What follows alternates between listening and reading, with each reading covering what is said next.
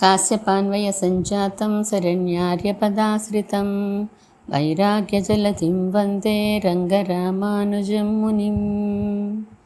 అందరికీ దాసోహం. మన ఆచార్యులు శ్రీ శ్రీ శ్రీ త్రిదండి శ్రీ రంగరామానుజయ స్వామి వారు రచించిన గ్రంథాలను మనం చదువుకుంటున్నాం. ఆచార్యవాన్ పురుషో వేద, ఆచార్యుడు గలవాడే పరమాత్మని సాక్షాత్కరించుకొనగలడు అనే విషయాన్ని మనకి తెలియచేస్తున్నారు ఆచార్యులు. ఇప్పటి వరకు చాలా విషయాలు చర్చించుకున్నారు తపస్విని యశస్విని బామ్మగారు. వారి మధ్య ఆధ్యాత్మిక చర్చ నడుస్తోంది. ఆచార్యుడు లభించడానికి కనీసం అర్హత ఏంటో తెలుసుకున్నారు. ఆ లౌకిక విషయాల మీద వైరాగ్యం ఎలా వస్తుందో తెలుసుకున్నారు. భగవంతుని మీద అనుగ్రహం ఎలా కలుగుతుందో కూడా తెలుసుకున్నారు. శరణాగతి తప్ప ఇతర ఉపాయాల్లో ఉండే ఇబ్బందిని కూడా గ్రహించారు. శరణాగతిలో ఉండే సుఖాన్ని తెలుసుకున్నారు. స్వగత స్వీకారము, పరగత స్వీకారము, ఆ వివరాల్ని, అలాగే భగవంతుడు ఆనందిస్తూ ఉంటే మనం ఎలా అడ్డు తగులుతామో, మనం అహంకారంతో భాగవతాపచారాలు ఎలా చేస్తూ ఉంటామో, ఆ భాగవత వైభవం ఎటువంటిదో ఆ కథలన్నీ కూడా తెలుసుకున్నారు. ఇక చివరిగా నిన్న ప్రపన్నుడి యొక్క అంటే శరణాగతి చేసిన వారి యొక్క దినచర్యలో ఉండవలసిన 25 విషయాల్ని వివరంగా గ్రహించారు ఇద్దరు కూడా. ఇంకా ఆ దినచర్యలోని కొన్ని ముఖ్యమైన విషయాల్ని మరింతగా వివరించగా బామ్మగారు పిల్లలు తెలుసుకుంటున్నారు. ఈరోజు 18వ అధ్యాయాన్ని మొదలెట్టుకుంటున్నాం మనం. శ్రీయకాంతాయ కళ్యాణ నిధయేర్తినాం శ్రీ వెంకట నివాసాయ శ్రీనివాసాయ మంగళం. మంగళాశాసన పరైర్మదాచార్య పురోగమైః సర్వైస్య పూర్వైరాచార్యైః సత్కృతాయాస్తు మంగళం. హారతిచ్చి అర్ఘ్యపాద్యాలు ఇచ్చారు భగవంతుడికి బామ్మగారు. ఆ రోజు తమ ఆచార్యుల పుట్టినరోజు అని విశేషంగా ఆరాధన చేసుకున్నారు. భగవంతుని పుట్టినరోజైతే ఆచార్యులకి విశేషంగా ఆరాధన చేస్తారు ఆమె. ఆచార్యుల పుట్టినరోజైతే భగవంతుడికి చేస్తారు. ఆయన వలన వీరి వలన ఆయన లభించినందుకు కృతజ్ఞత అలా చూపుకోవాలని ఆమె అభిప్రాయం. ఆ సందర్భంగా పంతులు గారిని కూడా పిలిచారు ఇంటికి. తీర్థప్రసాదాలు అయి కూర్చోగానే పంతులు గారు తమ మనస్సులో కదులుతున్న సందేహాన్ని బయటపెట్టారు. హారతి ఇవ్వడం, మంగళం మంగళం అనడం నాకు పెద్దగా అర్థం కావడం లేదమ్మా. అర్ఘ్యం, పాద్యం, ఆచమనం, స్నానం ఇవన్నీ బాగానే ఉన్నాయి. ఇవైన తర్వాత స్వామి నాకు ఫలానిది ఇవ్వి అని అందుకోసం పూజ చేస్తున్నాను, ఈ పూజ అని చెప్పడం కదా జరగాలి. గతంలో చాలా రోజుల పాటు హారతి అందుకోసమే అనుకునేవాడిని. నాలాగే చాలామంది హారతి ఇస్తున్నప్పుడు లెంపలు వేసుకుని గుంజీలు తీసి దండాలు పెట్టి తమ తప్పులు క్షమించమని కాపాడమని అడుగుతూనే ఉంటారు. కానీ ఈ మధ్యనే హారతిస్తున్నప్పుడు ఏ మంత్రాలు చదువుతున్నారు అని జాగ్రత్తగా వినేసరికి మంగళం మంగళం అనే వినిపిస్తోంది. ఇది కొంచెం విచిత్రంగా అనిపిస్తోంది నాకు అన్నారు పంతులు గారు. యశస్విని చురుగ్గా అందుకుంది. అదేంటి మాస్టారు, ఇందులో కొత్త ఉంది? మన ఆలయంలో మీరు పెట్టించిన హరికథల్లో చివర పవమానాసుతుడు పట్టు పాదార విందములకు మంగళం అని మంగళం చెప్పడం లేదు. ఈ మధ్యనే తెలిసిందంటారేంటి? ఈ మధ్యని అంటే నిన్న మొన్న అనే అర్థం కాదమ్మా, కొంతకాలం అయింది. సందేహం తీర్చుకునే సమయం ఇప్పుడు వచ్చింది అన్నారు నవ్వుతూ పంతులు గారు. మంగళాచరణమని కావ్యాల్లో, నాటకాల్లో మొదట్లోనే చేస్తారు. ఏదో శ్లోకమో పద్యమో వ్రాసి తన కావ్యజ్ఞానాన్ని చాటుకుంటూ అన్నది తపస్విని. మంగళహారతులివ్వరే అని పేరంటాల మాటో అని నవ్వింది యశస్విని. మాస్టర్ డౌట్ అది కాదే. మంగళహారతులంటే మనుషులకే కదా ఇస్తాం. పెద్దవాళ్ళు చిన్నవాళ్ళకి శుభం కలగాలని కోరేది మంగళహారతి. మంగళాచరణం అంటే తమ రచన శుభంగా పూర్తి కావాలి, లోక కళ్యాణానికి ఉపయోగించాలి అనే బుద్ధితో చేసేది. మరి దేవుడికి మనం మంగళం అనడమేంటి అన్నది తపస్విని. కరెక్టమ్మా, బాగా గ్రహించావు నా సందేహాన్ని. మనం ఎక్కడా, ఆయన ఎక్కడా, మనం ఆయనని ఆశీర్వదించడమా అన్నారు పంతులు గారు. దీనిని ఆశీర్వాదం అనరండి, మంగళాన్ని ఆశాసించడం, కోరడం, దాన్నే మంగళాశాసనం అంటారు.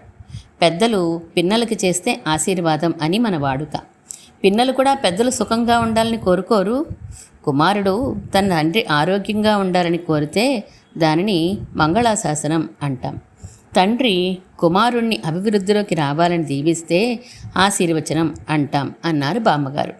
ఇదంతా బాగానే ఉందమ్మా, కానీ ఒక దోషము లేనివాడై మంగళకరమైన గుణాలన్నింటినీ ప్రోవు చేసుకున్నట్లు ఉన్నవాడై తనకన్నా వేరైన సకల చరాచర ప్రపంచాన్ని రక్షించేవాడే కదా ఉంటాడు సర్వేశ్వరుడు.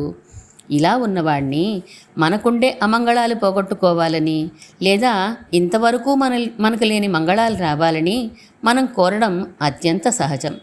మనని ఆయన రక్షించేవాడు, ఆయన చేత మనం రక్షింపబడేవాళ్ళం. మరి మనం ఆయనకి మంగళం మంగళం అంటే స్వరూప విరుద్ధం కాదు? ప్రతి వ్యక్తికి 2 దశలు ఉంటాయి పంతులు గారు. ఒకటి జ్ఞానదశ, రెండోది ప్రేమదశ. జ్ఞానదశలో తనని రక్షించేవాడు ఆయన, రక్షించబడేది తాను అని ఉంటాడు. ప్రేమదశలో అది ఇటు నుంచి అటు అవుతుంది. ఏంటేంటి బామ్మ, మళ్ళీ వివరించు అడిగింది తపస్విని. జ్ఞానదశలో కഴవాయ్ తుంబం కడయా తొజువాయ్ అన్నట్లుగా నా దుఃఖాన్ని తొలగించకపో, నాకు నీవు రక్షకుడివి, నేను నీ చేత రక్షించేవాడేవాడిని అనే భావన అంటి ఉంటుంది మనకి. భగవంతుని యందు ప్రేమ పెరగగానే సర్వేశ్వరుడి యొక్క సౌందర్య సౌకుమార్యాలని అనుసంధానం చేసుకుని అమ్మో వీటికేమి చెరుపు రానున్నదో అని కలత చెంది ఆ కలత తీవ్రత పెరిగి పెరిగి చివరికి ఎంతటిదవుతుందంటే ఆయన సర్వసమర్థుడు అనే విషయాన్ని కూడా మరిచిపోయి ఆ స్థితిలో భగవంతుని రక్షించే మార్గాన్ని వెతికి వెతికి తడబడడం వలన మనం రక్షించేవారం, ఆయన రక్షించబడేవాడు అనే భావన పెరిగిపోతుంది. అది ప్రేమ దశ. ఈ దశ రావాలి ప్రతి వారికి. అనన్యా చింతయంతో మాం ఏ జనాహ పర్యుపాసతే అని కదూ గీతావాక్యం. వేరే ఏమీ కోరకుండా ఎవడైతే నన్ను ఆరాధిస్తారో అని అర్థం. ఏమీ కోరకుండా ఆరాధించడం ఏమిటి? ఎవరి దగ్గర నుండి ఏమీ ఆశించాం? ఎవరిని మనం గాఢంగా ప్రేమిస్తున్నామో వారిని మనం ఏమీ అడగం, అన్నీ మనమే ఇస్తాం. ప్రియుడి దగ్గర నుండి ఏమీ కోరదు, తన దగ్గర ఉన్నవన్నీ ఇద్దామనే అనుకుంటూ ఉంటుంది. అలాగే మనం కూడా భగవంతుణ్ణి ప్రేమించడం ప్రారంభించినప్పుడే ఏ కోరికలు కోరకుండా ఉండగలుగుతాం. ఆ ప్రేమ దశ రావాలి, అలవాటవ్వాలి. బాహ్యంగా అలవాటు చేసుకుంటే క్రమంగా అది మనసులోకి పాకుతుంది అని ఆశ. ఇలాంటి మంచి అలవాటుని మనకి చేయడానికే అనాదిగా మనవారు ఆరాధనలో మంగళం అని ఒకటి చేర్చారు. దాని అర్థం తెలియని నేటి వారు అది కోరికలు విన్నవించే సమయం అనుకుంటున్నారు. పాపం సుదీర్ఘంగా వివరించారు బామ్మగారు. ఇప్పుడు బాగా అర్థమైందమ్మా. మన భావాన్ని అనుసరించి ఎదుటివారి గుణాలని అనుసంధిస్తాం. ఇది సహజం. మన కోరికలు నెరవేరాలనుకుంటే ఆయన సర్వశక్తిమంతుడు, సర్వసమర్థుడు, నా మనస్సులో మెదిలే కోరికలు కూడా తెలుసుకోగల సర్వజ్ఞుడు అని ఆయన సర్వజ్ఞత్వ సర్వశక్తిమంతత్వ గుణాలని తలుచుకుంటూ తనని శక్తి లేనివాడు, అజ్ఞాని అని అనుకుంటాడు. అప్పుడు తాను రక్షించబడేవాడు, ఆయన రక్షించేవాడు అవుతారు. కానీ ఆయన మీద ప్రేమ పెరిగినప్పుడు సౌందర్య సౌకుమార్యాలే గుర్తుకు వస్తాయి, కానీ ఆయన బలం శౌర్యం లాంటివి గుర్తుకు రావు. అప్పుడు తాను రక్షించేవాడు, ఆయన రక్షించబడేవాడు అవుతారు. ఎంత బాగుంది. కానీ బామ్మ, ఇది వరకు పురాణ పురుషులు ఎవరైనా ఇలా మంగళాశాసనం చేశారా, మనమే చేస్తున్నామా అడిగింది తపస్విని. ఓ చేశారు, తర్వాత చెప్పుకుందాంలే, పాపం పంతులు గారికి ఆలస్యమైపోతుంది. ఏదో పిలిచాం కదా అని వచ్చారు, కానీ నా ఉపన్యాస బోరు భరించగలరా అన్నారు బామ్మగారు. అదేంటమ్మా అలా అంటారు? నేను వినకూడనివైతే చెప్పండి, వెళ్ళిపోతాను. అంతేగాని ఇంతకు మించిన భగవద్గుణ అనుభవం ఎక్కడ దొరుకుతుంది? నాకు ఇష్టమే చెప్పడానికి, పైగా మా ఆచార్యుల పుట్టినరోజు. ఈరోజు ఎంత భగవద్గుణ అనుభవం చేసుకుంటే ఆయన అంత సంతోషిస్తారు. కానీ మీకే అదిగో అలా అని నన్ను వేరు చేయకండి. తపస్విని యశస్వినుల కన్నా చిన్నవాడిని జ్ఞానంలో. చెప్పండి, వింటాను. అమ్మో అంత మాట అనకండి మాస్టారు అని ఇద్దరు దండం పెట్టారు. నిజమే అంటున్నానమ్మా, బామ్మగారు ఒక నిధి, జ్ఞాన నిధి. వారిని దగ్గరగా ఉంచుకున్న మీరిద్దరూ అదృష్టవంతులు అన్నారు పంతులు గారు. బామ్మ దగ్గర ప్రేమ చనువు ఎక్కువ కనుక తామెప్పుడు ఆమెని ఏమీ పొగడడం లేదు, కానీ ఆమె జ్ఞాన విషయం బాగా తెలుసు మనుమరాళ్ళిద్దరికీ. బామ్మగారు కంఠం సవరించుకున్నారు. మొదటిగా మనం తలుచుకోవాల్సింది దశరథ చక్రవర్తి చేసిన మంగళాశాసనం. సీతారాములు వివాహం అయిపోయి అయోధ్యకు తిరిగి వస్తున్న త్రోవలో పరశురాముడు ఎదురైనాడు. తాటకిని ఆమె కుమారులను కూడా రాముడు వధించాడని దశరథుడు ఎరుగును. కానీ రాముడి బాల్యాన్ని సౌకుమార్యాన్ని అనుసంధించుకొని ఏం జరగబోతోందో అని భయపడిపోయి తానే ముందు పరశురాముడి దగ్గరికి పరిగెత్తుకుని వెళ్ళి, క్షత్రదోషాత్ ప్రశాంతస్త్వం బ్రాహ్మణశ్చ మహాయశాః బాలానాం మమ పుత్రాణం అభయం దాతుమర్హసి. క్షత్రియుల మీద కోపం పోయి శాంతిగా ఉన్నావు కదా, గొప్ప కీర్తి కలవాడవు, బ్రాహ్మణుడవు, మా పిల్లలను రక్షించవు అని శరణ పొందాడు. అయినా పరశురాముడు లెక్క చేయక రాముడి మీదకి వెళ్తుంటే దశరథుడు మూర్చిపోయినాడు. గతో రామ ఇతి శ్రుత్వా హృష్ట ప్రముదితో నృపః పునర్జాతం తదా మేనే సుతానాత్మానమేవచ. పరశురాముడు వెళ్ళిపోయాడు అన్న మాట వినగానే తెలివి తెచ్చుకుని సంతోషంతో తాను కుమారులు కూడా తిరిగి పుట్టినట్లు భావించి లేచాడు. ఎంతైనా తండ్రి కదా బామ్మ, ఆరటం ఉండవచ్చు, కానీ తాటకిని సంహరించిన వాడు కదా మా వాడు అనే ఆలోచన మరుగున పడిపోయింది. పోని ఆయన విషయం అలా ఉంచు. జనకపుత్రి సీతాదేవో, ఆమెకు తన భర్త పరాక్రమం తెలుసు కదా. ఈ లోకంలోనే కాదు, పరమపదం నుండి ఆమె భర్తని ఎరుగును కదా. పట్టాభిషేకం చేయించుకోవాలని సర్వాలంకార భూషితుడే దశరథ చక్రవర్తి భవనానికి బయలుదేరిన రాముణ్ణి చూసి ఆ సౌందర్యానికి లోబడిపోయి సీతాదేవి పతి సమ్మానిత సీతా భర్తారమస్తే క్షణ అద్వారమనువ్రవ్రాజ మంగళాని అవిదద్నుషి. నల్లని కనులతో చల్లగా రాముడి వైపు చూస్తూ ద్వారం వరకు వచ్చి శుభం కలగాలి అంది. అంతేకాదు, పూర్వాన్ దిశం వజ్రధరో దక్షిణాం పాతుతే యమః వరుణః పశ్చిమామాసాన్ ధనదస్తూత్తరాన్ దిశం అంటూ తూర్పున ఇంద్రుడు, దక్షిణాన యముడు, పశ్చిమాన వరుణుడు, ఉత్తరాన కుబేరుడు నిన్ను కాపాడుగాక అని అన్నది. పరమపదం నుంచి ఆయనకి ఎరిగి ఉన్నా ఇక్కడ మనుష్యావతారం కదా, అందుకేనేమో. అయినా దిక్పాలకులని జయించే రాముడి పరాక్రమం ఎరుగును కదా, వారినే ఈయనకి రక్షకులు అనడం ఏంటి? అది ప్రేమ దశ. ఈమె తండ్రిగారు మరియును శివధనుర్భంగం చేయగలిగిన వాళ్ళు లేక చిరకాలం ఎదురుచూసి రాముడి వలన ఆ పని జరగగానే ఈయన లోకాతీత పరాక్రమవంతుడు అని గ్రహించాడు. అయినా కన్యాదాన సమయంలో ఇయం సీతా మమ సుత సహ ధర్మచరీ తవ ప్రతీచైనాం భద్రంతే పాణిం గృహ్ణీష్వ పాణినా. ఇదిగో ఈ సీత నా కుమార్తె, ఇక నుంచి నీ భార్య, స్వీకరించు, పాణిగ్రహణం చెయ్యి, నీకు శుభమగుగాక అని అన్నాడు. ఆ సమయంలో ఇరువురి సౌందర్యం చూసి ఏమి రానున్నదో అని భద్రంతే అని మంగళాశాసనం చేశాడు. త్రికాల జ్ఞాని కాదుగా జనకుడు, ఇప్పుడు చూసిన అల్లుడి పరాక్రమం ఎప్పటికీ ఉండాలని కాబోలు ఆశ.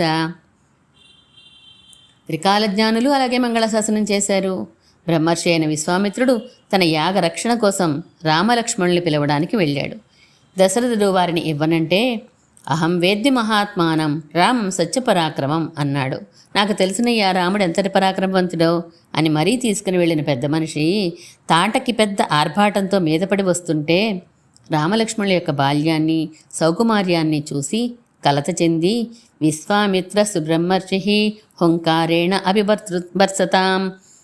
వర్సతాం స్వస్తి రాఘవ యోరస్తు జయం చైవ అభ్యభాషత అన్నట్లుగా విశ్వామిత్రుడు హుంకారం చేసి ఒక అడుగు ముందుకు పోయి రామలక్ష్మణులకు స్వస్తి కలుగుగాక, జయం కలుగుగాక అని మంగళాశాసనం చేశాడు. విశ్వామిత్రుడికి తాను రామలక్ష్మణులతో 4 రోజులు కలిసి ఉండడం వలన వారి మీద ప్రత్యేకంగా ప్రేమ కలిగి అందువలన చేశాడేమో. మరి అహం వేద్య మహాత్మానం అని తనకి రాముడెవరో తెలుసు అని అన్నాడు కదా, ఆయన సంగతి అలా ఉంచు. ఎప్పుడూ చూడని దండకారణి ఋషులు తేతం సోమమివోద్యంతం దృష్ట్వా వై ధర్మచారిణః మంగళాని ప్రయుంజానాః ప్రత్యగృహ్ణన్ దృఢవ్రతాః. చంద్రుడు ఉదయించినట్లు వేయించేస్తున్న రాముడిని చూసి మంగళం పలుకుతూ స్వాగతం చెప్పారు అని అర్థం. తమ ఆపదలని గట్టెక్కించేవాడు, అభిమతాన్ని లభింపచేసేవాడు ఇతనే అని నిశ్చయించుకుని తపశ్చర్యలు చేస్తున్న వారు సాక్షాత్తుగా అతడు ఎదురు కాగానే ప్రేమదశలోకి వెళ్ళిపోయి మంగళం పలికారు.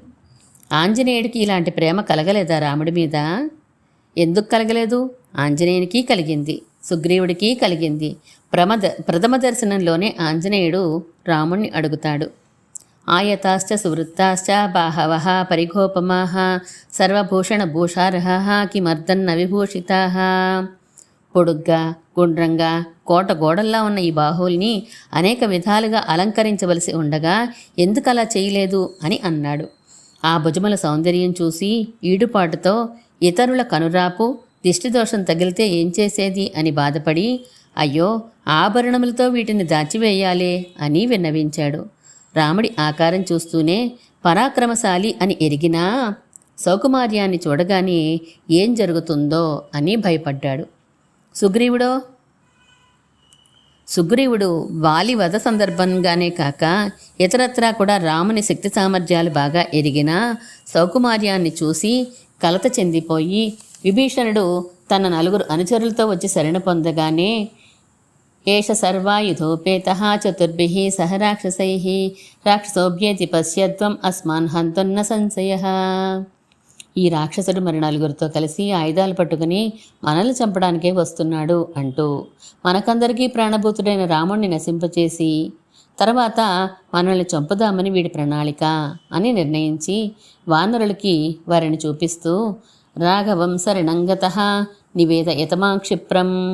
రాముణ్ణి శరణ పొందుతున్నాను, ఆ విషయం రాముడితో వెంటనే చెప్పండి అని అతడు అంటున్నా, వద్యతామేష తీవ్రేణ దండేన సచివై సహా రావణస్య నుశంసస్య భ్రాత హేష విభీషణ. మంత్రులతో సహా వచ్చిన వీడిని వెంటనే క్రూరమైన ఆయుధాలతో చంపేయండి, ఎందుకంటే రావణుడి తమ్ముడు ఈయన విభీషణుడు అంటూ రావణ సంబంధాన్ని మాత్రమే చూసి చిత్రవధ చేయమన్నాడు సుగ్రీవుడు. రావణేన ప్రణిహితం తమ వైహిని సాచరం తస్యాహం నిగ్రహం మన్యే క్షమం క్షమవతాం వద. రామా, నువ్వు అందరినీ క్షమించే వాడిలో శ్రేష్ఠుడివేలే, కానీ ఈ వచ్చినవాడు రావణుడి చేత పంపబడ్డాడు సుమా, క్షమకి అర్హుడు కాదు అంటూ అనేక విధాలుగా సుగ్రీవుడు చెప్పి ఎలాగైనా విభీషణుడిని చంపేయాలని పట్టుదల పట్టి ఉండగా, పిశాచాన్ దానవాన్ లాంటి శ్లోకాలతో లోకంలో పరాక్రమానికి పేరుపడ్డ అందరూ ఎత్తివచ్చినా నా కాలి గోటికి సరిపోరు అని వివరంగా తన పరాక్రమాన్ని రాముడు చెప్పి కపోత ఉపాఖ్యానం, కండూపోఖ్యానం లాంటి కథలని ఎన్నింటిని వివరించినా రాముడి మీద సుగ్రీవుడికుండే ప్రేమ ఆయన పరాక్రమాన్ని మరుగుపరిచేసింది. ఇక విధి లేక రాముడు ఆనయైనం హరిశ్రేష్ఠ కోతి పిడికిలి అని పట్టుదలకి మారుపేరు కోతి, ఈనో కోతులకి రాజు, ఇక వినడు తన మాట మామూలుగా అని తప్పనిసరిగా ఆజ్ఞ ఇచ్చి మరీ విభీషణుడిని రప్పించుకోవాల్సి వచ్చింది. అది సుగ్రీవుడి యొక్క ప్రేమ దశ. చాలా బాగుంది. ఇంకా వినండి జటాయువు ఏమన్నాడో. జటాయువు రావణుడితో సీత కోసం పోరాడి కొన ప్రాణాలతో పడి ఉన్న సమయంలో రాముడు అతడి దగ్గరికి వచ్చాడు. జనస్థానంలో ఉన్న 14,000 మంది రాక్షసుల్ని ఒక్క చేత్తో ఒక్కడే నశింపజేసిన ఆయన భుజపరాక్రమాన్ని ఎరిగి ఉన్నప్పటికీ, యాం ఓషధిమివ ఆయుష్మన్ అన్వేషసి మహావనే సాదేవీ మమ చ ప్రాణాః రావణేన ఉభయం హృతం. అడవిలో గొప్ప ఔషధిని వెతుకుతున్నట్లుగా సీతాదేవిని వెతుకుతున్న ఓ ఆయుష్మంతుడా రామా, ఆ సీతాదేవిని నా ప్రాణాలని కూడా రావణుడు ఎత్తుకొని వెళ్ళిపోయినాడు అని అన్నాడు. కొన ప్రాణంతో తగిలిన దెబ్బలకి విలవిలలాడుతూ కొట్టుకుంటున్న జటాయువుకి ఆ ప్రేమ దశలో తన బాధ కానీ రాముడి పరాక్రమం కానీ గుర్తు రాలేదు. సీతావిరహంతో రాముడికి ఏం జరుగుతుందో అన్న భయంతో ఆయుష్మంతుడా అని మంగళాశాసనం చేశాడు. కృష్ణుని విషయంలో ఎవరు మంగళాశాసనం చేయలేదా? ఎందుకు చేయలేదు? నందగోపుడు పూతనని సంహరించిన బాలకృష్ణుని శక్తి ఎరిగి ఉన్నప్పటికీ పసివాడి సౌందర్యాన్ని తలుచుకుని కలతపడిపోయి, రక్షతుత్వాం అశేషాణం భూతానాం ప్రభవో హరిః యస్య నాభి సముద్భూత పంకజాత భవజ్జగత్. ఎవరి నాభి కమలం నుంచి బ్రహ్మ పుట్టి ఈ లోకాల సృష్టికి కారణమైనాడో ఆ హరి నిన్ను కాపాడుగాక అని మంగళం పలికాడు. నందగోపుడికి ఇంకా కృష్ణుడి శక్తి సామర్థ్యాలు తెలియలేదు అని అనుకుందాం. నందుడి దగ్గర ఉన్నప్పుడు చిన్నపిల్లాడేగా కృష్ణుడు. కానీ విదురుడో కృష్ణుడి సర్వజ్ఞత్వ సర్వశక్తిమంతత్వాదులు సంపూర్ణంగా ఎరిగి ఉన్నప్పటికీ దుర్యోధనుడి సభకి దూతగా కృష్ణుడు వేయించేసినప్పుడు వారందరూ సభలో కృత్రిమ ఆసనం వేసి కృష్ణుణ్ణి నశింపచేద్దామని ప్రణాళిక వేయడం చూసి ప్రేమాంతత చేత తన కుటీరంలో తాను స్వయంగా వేసిన ఆసనాన్ని కూడా సంస్పృశన్నాసనం సౌరేహే విదురస్స మహామతి అన్నట్లుగా తడిమి చూసి మరీ ఉన్నాడంట. వీరందరి విషయం ఇలా ఉంచుదాం. మన పూర్వాచార్యుల్లో పెళ్ళయు రంగావిల్లి దాసన్ అనే ఆయన రంగనాథుడు ఊరేగింపుకు బయలుదేరుతూ ఉంటే రంగనాథుడి జ్ఞానశక్తులన్నీ ఎరిగి ఉన్నవాడే అయినా ఏమో ఊరేగింపులో ఏమైనా అయితే నేను ప్రాణాలతో ఉండను అని కత్తి వెంట పట్టుకుని తిరిగేవారట. ఇలా వీరే కాదు, స్త్రియో వృద్ధా శరణ్యశ్చ సాయం ప్రాతః సమాహితాః సర్వాన్ దేవాన్ నమస్యంతి రామస్యాద్య యశస్వినః అన్నట్లు అయోధ్యలో ఉండే స్త్రీలు, వృద్ధులు, యువకులు కూడా ప్రతిరోజు 2 పూట్ల సాయంకాలం ప్రొద్దున కూడా దేవతలందరికీ మా రాముణ్ణి కాపాడమని నమస్కరించేవారట. ఇది ప్రేమదశ, జ్ఞానదశ. యన్మంగళం సుపర్ణస్య వినత కల్పయత్పురా అమృతం ప్రార్థయానస్య తత్తే భవతు మంగళం అని లోకోత్తర వీరుడు తన కుమారుడు అని తెలిసిన కౌసల్య వినతాదేవి తన కుమారుడైన గరుత్మంతునికి అమృతాపహరణ సమయంలో కలిగించిన మంగళం నీకు కలుగుగాక అని మంగళం పలికింది. జాతోసి దేవ దేవేశ శంఖచక్రత గదాధర దివ్య రూపమిదం దేవా ప్రసాదే నోపసంహర అని వసుదేవుడు ఉపసంహర సర్వాత్మన్ రూపమేతచ్చతుర్భుజం జానాతు మావతారంతే కంసోయం దితి జన్మజః అని దేవకీదేవి కూడా మంగళం పాడారు కృష్ణుడికి. కృష్ణుడు చెరసాలలో ప్రభవించినప్పుడు సాక్షాత్ నారాయణమూర్తి ఆకార విశేషాలతోటే శంఖచక్రాలు చతుర్భుజాలతోనే జన్మించాడు. వాటిని చూడగానే అమ్మయ్య మనకింక భయం లేదు అనిపించవలసింది వారిరువురికి. కానీ వారిరువురు బాబోయ్ కంసుడు ఏం చేస్తాడో నువ్వు పుట్టేవని తెలిస్తే ఆ శంఖచక్రాలని గబగబా తీసేయి అన్నారు. ఇది ప్రేమదశ పరాకాష్ట. ఇంకో విశేషం చెప్తాను వినండి. రాముడు సీతాలక్ష్మణులతో వనవాసానికి బయలుదేరి శృంగిబేరపురం చేరుకున్నాడు. గుహుడి మర్యాదలను అంగీకరించారు. లక్ష్మణస్వామి పర్ణశయ్యని అంటే గడ్డి పరుపుని ఏర్పాటు చేస్తే దానిమీద సీతారాములిద్దరూ పవళించారు. లక్ష్మణుడు బాల్యాత్ ప్రభృతి సుస్నిగ్ధ అన్నట్లు చిన్నతనం నుంచి బాగా రాముని యందు స్నేహం అధికం కనుక వారికి ఏం జరుగుతుందో అనే భయం చేత అమ్ములు 10 వీపుకి తగిలించుకొని ఆలస్యం అవ్వకుండా ఉండడానికి బాణాన్ని విల్లు మధ్య అమర్చి వేలికి ఇనప తొడుగు కూడా తొడుగుకొని సిద్ధంగా కాపలా తిరుగుతున్నాడు. నడుస్తున్న కోటగోడలా ఉన్నట్ట లక్ష్మణుడు ఆ సమయంలో. గుహుడు దీనిని చూశాడు. ఒక తమ్ముడు తల్లి మూలంగా రాజ్యాన్ని లాగేసుకుని అడవులకి పంపాడు రాముణ్ణి. రెండో తమ్ముడు ఇలా ధనుర్బాణాలు పట్టుకుని వెంట తిరుగుతున్నాడు. ఏకాంతంలో ఏం చేయదలిచాడో తెలియదు అని రాముడి మీద ఉన్న ప్రేమ చేత లక్ష్మణుడి మీద అనుమానపడి తాను ధనుర్బాణాలు తీసుకుని ఏమైనా జరిగిందా, ముందు లక్ష్మణుడి పని సరి అని సిద్ధంగా ఉన్నాడు. గుహుడి పరివారం, సైన్యం అంతా వీరిద్దరూ ఇలా ధనుర్బాణాలతో నిలిచి ఉండడం దూరం నుంచి చూశారు. అతడు దాయాది, ఇతడు కిరాతకుడు. భరతుడికి సంతోషం కలిగిద్దామని ఏమి చేస్తారో వీరిరువురు అని అనుమానపడి అలా అయితే ఇద్దరిని చంపేస్తాం అని ఆయుధాలు పట్టుకుని దూరంగా పహరా ఇచ్చారట. చూడండి ప్రేమ దశ ఎంత చేస్తుందో. సుదీర్ఘంగా బామ్మగారు చెప్పిన విషయాలు విని పంతులు గారు చాలా సంతోషించారు. అమ్మ, గుహుడు ఆయన పరివారం ఇలా రాముని రక్షించారని రామాయణంలో ఉన్నదా అని అడిగారు.